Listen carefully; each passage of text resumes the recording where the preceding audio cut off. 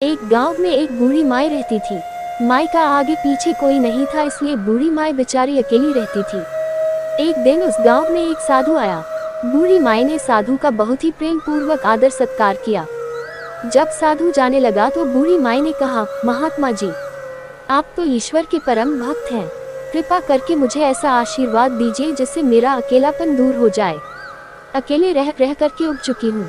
उद्धरण चिन्ह। साधु ने मुस्कुराते हुए अपनी झोली में से बाल गोपाल की एक मूर्ति निकाली और बुढ़िया को देते हुए कहा, माई ये लो आपका बालक है, इसका अपने बच्चे की तरह प्रेम पूर्वक लालन पालन करती रहना। बुढ़िया माई बड़े लाड प्यार से ठाकुर जी का लालन पालन करने लगी। एक दिन गांव के कुछ शरारती बच्चों ने देखा कि माई मूर्ति को अपने बच्चे की तरह लाड कर रही है। नक्कड़ बच्चों को माई से हंसी मजाक करने की सूझी। उन्होंने माई से कहा, अरे मैया सुन, आज गांव में जंगल से एक भेड़िया घुस आया है जो छोटे बच्चों को उठाकर ले जाता है और मारकर खा जाता है। तू अपने लाल का ख्याल रखना, कहीं भेड़िया इसे उठाकर न ले जाए। बुढ़िया माई ने अपने बाल गोपाल को उसी समय कुटिया में विराजमान किया और स्वयं लाठी छड़ी लेकर दरवाजे पर पहरा लगाने के लिए बैठ गई। अपने लाल को भेड़िए से बचाने के लिए बुढ़िया माई भूखी प्यासी दरवाजे पर पहरा देती रही।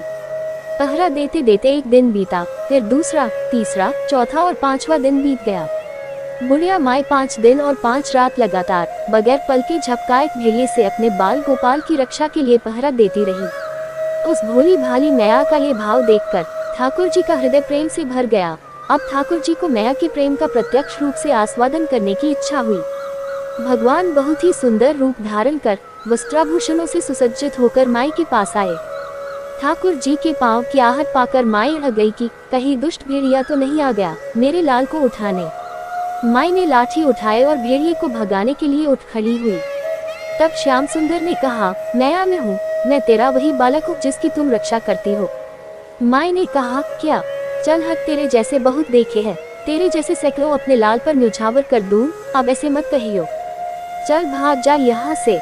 ठाकुर जी मैया के इस भाव और एकनिष्ठता को देखकर बहुत ज्यादा प्रसन्न हो गए।